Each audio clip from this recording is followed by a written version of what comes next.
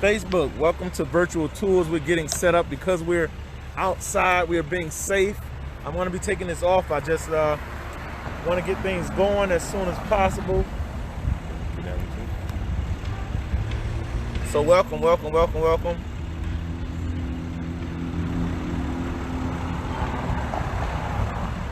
going to bring up Instagram in a second. Just staying safe because we're walking and we don't know who we're going to kind of interact with today as we're doing this walking segment. We're a little delayed because we had to get to our destination. Thank you guys so much for being here. And we're going to see how we're doing now. Let's turn off this internet, bring it on to social. Reconnecting.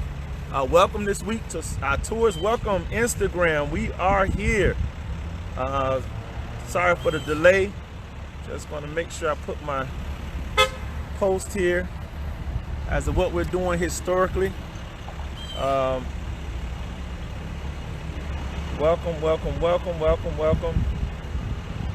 Let's see if I can pin this.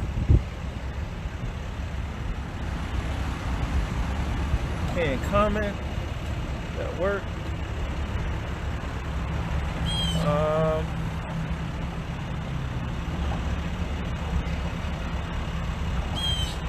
Okay, all right, we are here. I don't know if this thing is working the way it's supposed to work today. Got a little technical difficulty here and there. All right, here we go. We are here. Welcome. Instagram, welcome Facebook.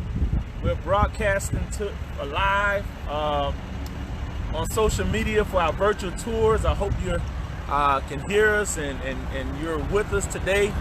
We are broadcasting right here live from Northwest 3rd Avenue and Northwest 8th Street, which we consider Northwest 3rd Avenue as Willie Wader's Way. You can hear the birds, you see the people driving. Just want to do a small walking segment so you're kind of hear exactly what we've been doing and take you through a little bit of historic Overtown. If you've never been, our backdrop is the beautiful historic Mount Zion, Missionary Baptist Church, historic Mount Zion, which is right behind me. Historic Mount Zion plays a vital part of the Overtown community from its inception of the 1896 incorporation and beyond. Many of the people that incorporated Miami, blacks that incorporated Miami, got a truck going by. We're gonna hold up for just a little bit. So you know we're coming live, we're coming real. Many of the incorporators of Miami attended historic Mount Zion Church. Historically, Reverend Graham was a pastor back then. Definitely played a vital role to the support, the success of Overtown. I want to point out this is one of my favorite spots here because the fact that Mount Zion still exists shows a direct example of how Jim Crow laws affected this community. And one being is the expressway right behind me that cuts into the church domain area, and it cuts very close because initially got some police here. We're right down the street from the police department. Let that pass by. One thing I said about the news, watching the news now that they starting to let people out, the news is expanding just from the coronavirus. I mean, people are going crazy with stealing ATMs, all kind of stuff, fires. So the news is not just coronavirus, which we've been seeing for the past month. But I like this because this is a shining example of how the expressway affected Mount Zion. Initially, the church was taken by Florida Department of Transportation in the domain when they're building I-95. But after surveying and petitions from the church, they found a way that they could keep the church here while still building I-95. If you ever on Northwest 8th Street and you get on that ramp, you'll see how close that ramp comes to the church. Whereas being the front of the church in Northwest 9th Street would have went straight through behind me, which was the front of the church, the church started having to enter on the side here. This side is so famous because of the Orange Blossom Classic, the parades that used to go in front of the church, and how people used to be on the stairs and the area where you see the bars at. People lined up there watching the parade. So this is this corridor behind me is Northwest 3rd Avenue. We're going to do Northwest 3rd Avenue another time, but we want to take you through the historic district, which is Northwest 8th Street, and we're going to walk as you can say behind me, it's fine. We're going to walk. Facebook, you're behind me or to the side of me. Isaac is going to do his best to ensure that we're both broadcasting vividly. But Northwest 8th Street is an amazing thoroughfare. 9th Street, I should say. Sorry, Northwest 9th Street that I'm on is an amazing thoroughfare. Want to point out several things. One, being this corner right here where you see this truck. This is where the Carver Hotel used to sit, right here on this corner. The Carver Hotel was known as Muhammad Ali's favorite hotel. They had rooftop dining, rooftop dancing, and the interesting thing about the Carver is that they used to have club night. The parties used to go on from Saturday into Sunday. Hi, Miss Brown, Ron Williams, welcome, welcome. Used to go from Saturday into Sunday. So the Carver sat right on the corner, cat-a-corner to Mount Zion Church. So you can only imagine how the church folk did not like the fact that the Carver Hotel was still partying while everybody was trying to go to church. There's some more empty property. There's a lot of property in Overtown that existed from the pioneers owning it to absentee landlords to now I believe they've taken it to become one owner. One place we want to point out, I know you see the Dorsey House, which we did on a couple of weeks ago, but we wanted to take this opportunity just to walk. It's a beautiful day. It rained yesterday and cooled everything off, and I say rain is always a cleansing. It's a cleansing. Hey, Evie Queen, I see you. Welcome to Instagram. I'm calling people out as we walk. Electric Field 90210. Welcome.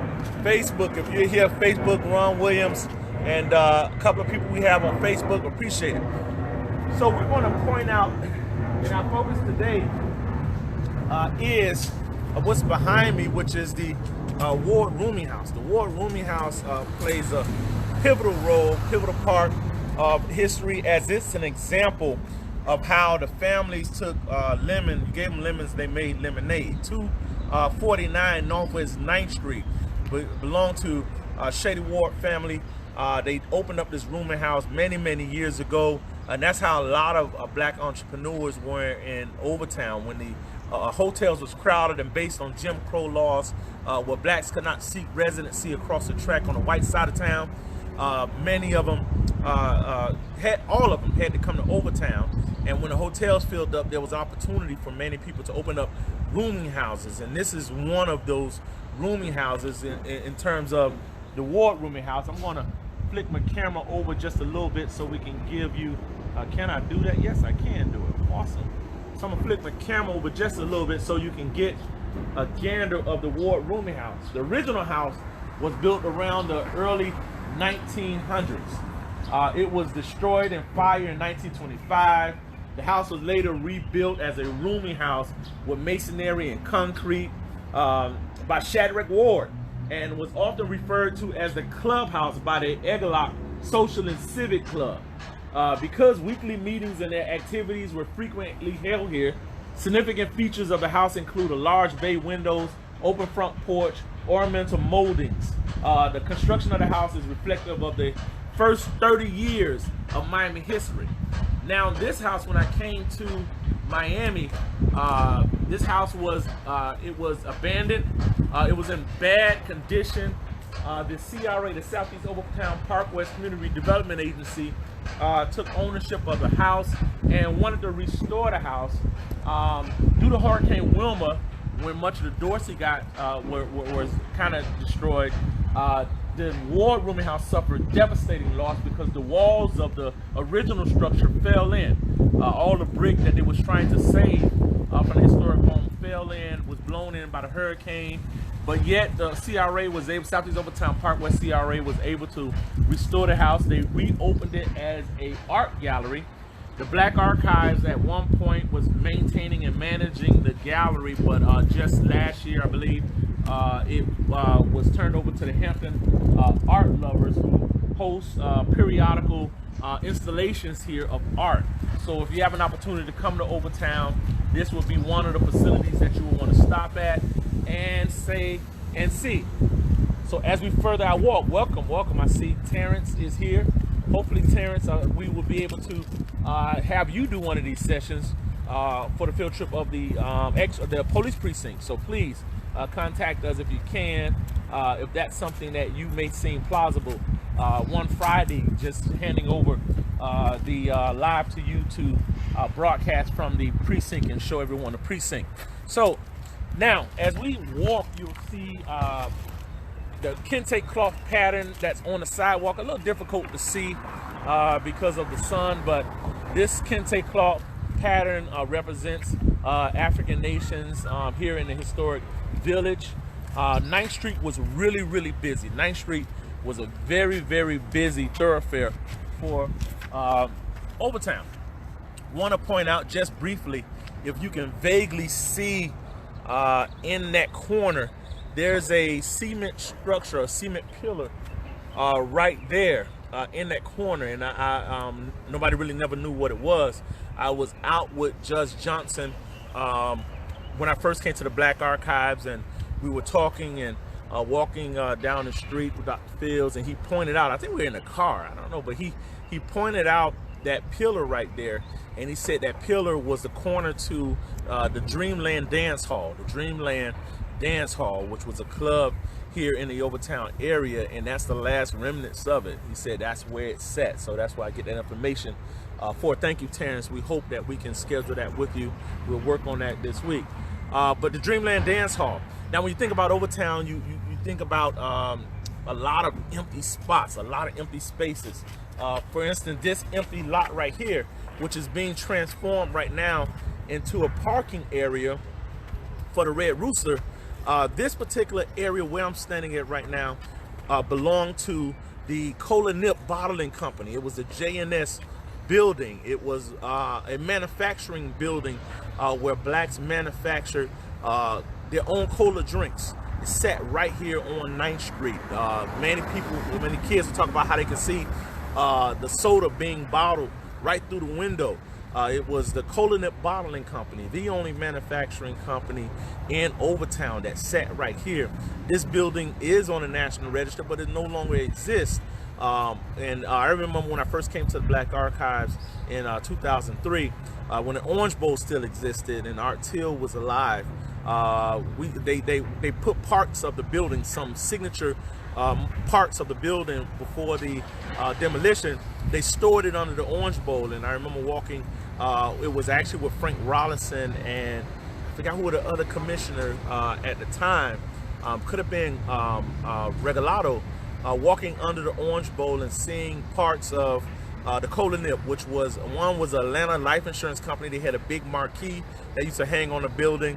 Also under the Orange Bowl was a lot of the rafts that the Cubans came over on, which would have made a great exhibit. Since the Orange Bowl's been knocked down, I have no idea. I believe those items that was under the Orange Bowl was destroyed when they knocked down the Orange Bowl. It would have been great to have parts of that building that had some signature architecture on it still a part of it. But this is where the Cola Nip Bottling Company stood. Right behind me, you see the artwork. This is the Elizabeth Taylor building. Was another rooming house that existed in Overtown. Many of the residents, the pioneers, again, they were entrepreneurs, and they knew that there was only limited hotels in this community, so they opened up a lot of rooming houses. Depending on when you talk to someone about these particular rooming houses, they'll say different things. If you talk early on about the rooming house, they'll be talking about how great it was and how lovely it was to be in a rooming house. If you talk to people in the 70s and going into the 80s, they'll talk about the rooming houses were a bad thing because it moved from being a glorious place to stay to being red light type venues for people as it transitioned. We're going to keep walking and continue to walk down the streets of Overtown on Northwest 9th Street, which is pedestrian friendly. Many changes have gone on over the years. Cannot walk this way without pointing out our space on 9th Street, which is the historic Lyric Theater. We did that a few weeks ago. For those of you that wasn't a part of that venture, I'm just going to turn just for an angle. Lovely to get the Lyric from a distance. Right there on the corner of Northwest 8th Street and 2nd Avenue. So you have Lyric Plaza, which is here. The past 5 years or so. That's on my right that you see in the background is affordable housing. But we're going to stop briefly right here and talk just about this structure here. I'm going to turn my camera. Probably screwed out, gotta screw it in. I want to turn my camera just briefly, lift it and screw it. We'll wait for it. So I want to turn my camera and I'm gonna point out, this is the Red Rooster. You can turn, yeah. This particular structure is the Red Rooster. The Red Rooster, that's what it is now. That's what it is now. But it wasn't always the Red Rooster. Historically, this particular structure, first, many of it, people remember it as the Clyde Killings Pool Hall. Many people remember it as the Clyde. I'm gonna turn it so I can make sure I'm visibly seeing. So many people kind of view it as the Clyde Killings Pool Hall. But before Clyde Killings Pool Hall, it was several businesses were lined up into this structure. It wasn't all one particular facility. It was several businesses that were in this one structure. If you have been following us on the density of Overtown, how buildings were right by each other, there was no space between the buildings. It was building after building. So this wasn't one structure. Later on, it became Clyde Killings Pool Hall, known as Clyde Killings Pool Hall. Muhammad Ali would always play pool here. It's a great picture of Art Till video where Art Till is shooting pool, talking about Muhammad Ali's time. Thank you, Brooklyn. All right, Mr. Ron Williams, welcome, Brooklyn. Now, for years, many people would come here and play pool, but now it has become the Red Rooster.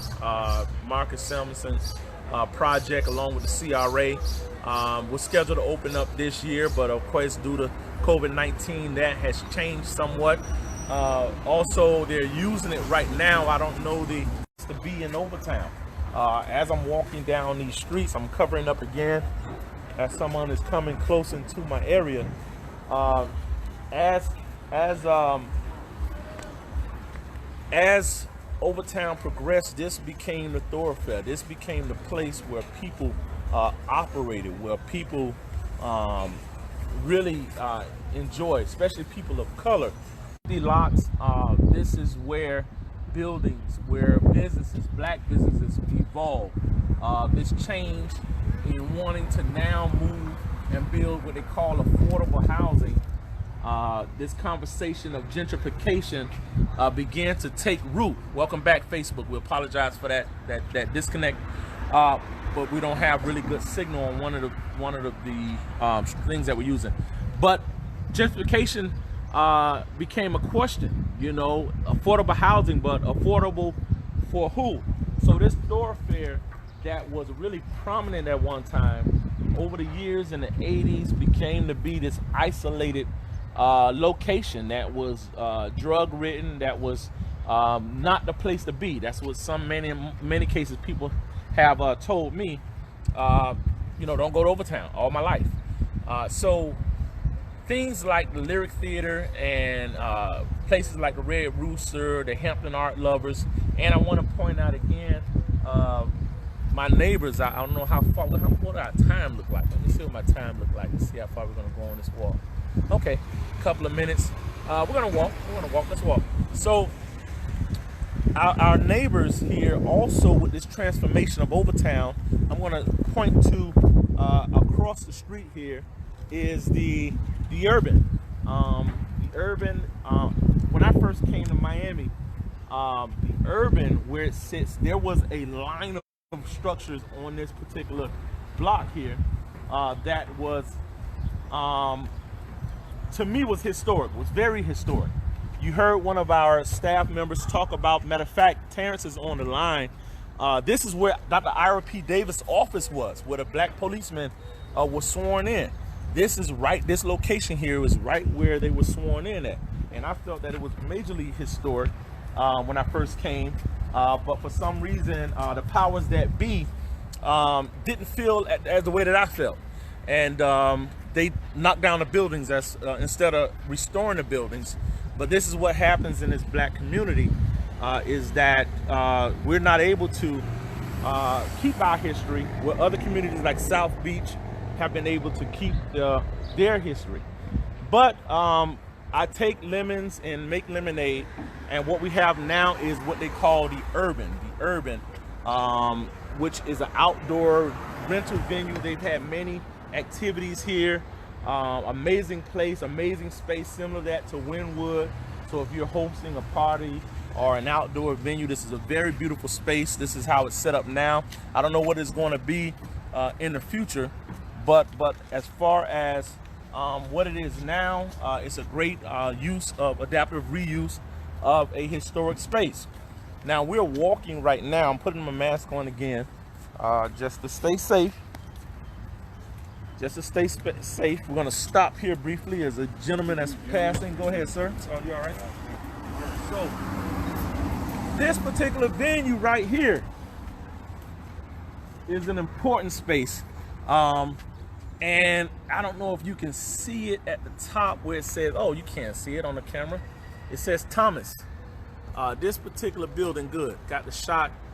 This is the law office of Lawson E. Thomas. This is the law office of Lawson E. Thomas, the first black judge. We talked about him as well when we were talking about the black police precinct. But this was the law office of Lawson E. Thomas, the first black judge since Reconstruction. It's still here. Now we talk about adaptive reuse because it wasn't always his law office. Before it was law office, I have photos of this where this was a juicing station. It was a place where some people made juice. You know, a lot of people making the blended drinks now. But I have a picture where people were sitting on benches lined up. And it also was a jewelry store. It was a jewelry store. I have that evidence as well. But it ended as Lawson E. Thomas Law Office. And the interesting thing about it was that his law books were still in here. I don't know where they are now, but when these locations are owned by someone else, is at the liberty, no matter how much I beg, is at the liberty of the person that owns the facility on whether they can preserve the documents and the things that are on the inside. So it's sealed up right now. It's owned by the Southeast Overtown Parkwest Community Redevelopment Agency. And we hope that over the years we can get this restored. We hope that CRA dollars. And my motto is with restoration is that you don't always have to have what you're going to do with it, but just the fact that you have the money to bring it up to code and open it as a black box, or possibly an artist loft until you figure out what you're going to do. It's always better than having an eyesore. And that has been my argument with the powers that be. I'm not going to begin to name names, but the powers that be, that these buildings, like we did with the Dorsey House, we can get it redone. And it don't take a lot of money to do this. For some reason, everybody think that preservation and restoration takes millions and millions of dollars. That's a misperception, because if that was the case, the Dorsey House would not have been restored for $150,000. And we're right now coming up to the corner of Northwest 11th Street, 2nd Avenue, which again, I didn't point out that at 10,000 Northwest 2nd Avenue was the Harlem Square Club. 10,000 Northwest 2nd Avenue was the Harlem Square Club that sat right on that particular corner. But we're here now at Northwest 11th Street, which we consider somewhat the gateway into the Overtown community. I want to point out our last location that we kind of want to talk about, and I'm going to turn my camera this way and try to get as much of it as I can. And that's right behind me. Right behind me, this corner is very important, because on this corner used to sit Clyde Killing's home. which at one time was Clyde Killing's gas station, which at one time was Clyde Killing's car repair center. Then he turned it into his home when he retired. The last known location of Clyde Killing's prior to his death.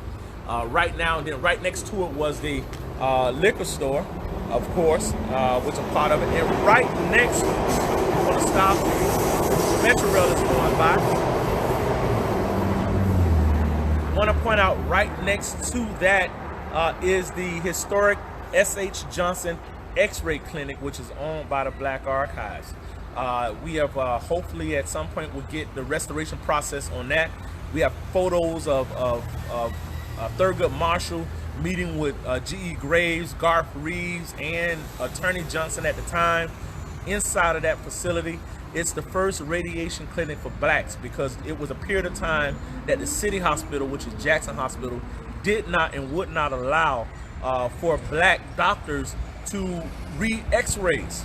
You would have patients that would come in and have broke arms, and the doctors felt that black doctors did not know how to read x-rays. So it would be weeks before many of the black doctors could really administer with perfection, help the health of many of their patients. So S.H. Johnson, Dr. S.H. Johnson, thought it was very important that he went back to a medical school and received his radiology degree and came back to Miami and built this radiation clinic, x-ray clinic, in order to give better prognosis to people of color.